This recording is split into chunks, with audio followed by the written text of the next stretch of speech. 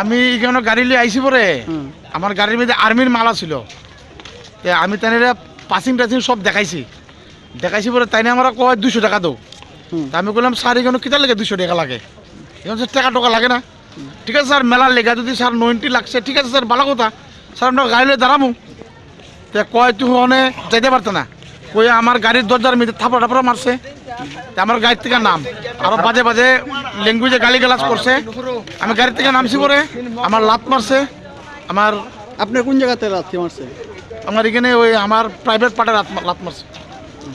তারপরে এরপরে আমি তো গাড়ি থেকে নামছি পরে লাত মারছে পরে আমি গাড়ির নিচে ফিরে গেছি গা।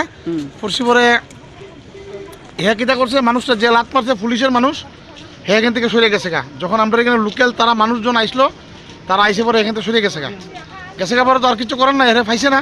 এটা কোন জায়গা? এটা চাকমাঘাট। তারপরে এখন কি?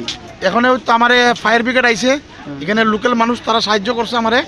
ফায়ার ব্রিগেড যখন আইছে ওই তো বাইটাই তারা আছে, ফায়ার ব্রিগেড আইসে আমার লয়ে গেছে হাসপাতালে নিচে পরে হাসপাতালে ট্রিটমেন্ট করছি, ভ্যাকসিন সব আছে আমার কাছে। ডাক্তার দেখাই গেছে আইসি এখন। হ্যাঁ, আপনার নাম কি? আমার নাম শেখর বণিক। বাড়ি কোন জায়গা? বাড়ি হলো এই করিলং এগেজো ক্লাবের লগে। আচ্ছা, আপনার গাড়ির নাম্বার? গাড়ির নাম্বার TR01AQ1647। এখন কি আপনার কি অবস্থা আছে এখন? এখন আমি মোটামুটি একটু সুস্থ, হাসপাতাল থেকে এখন আইছি, ইঞ্জেকশন আমার দিছে, এখন মোটামুটি একটু সুস্থ আছি আমি।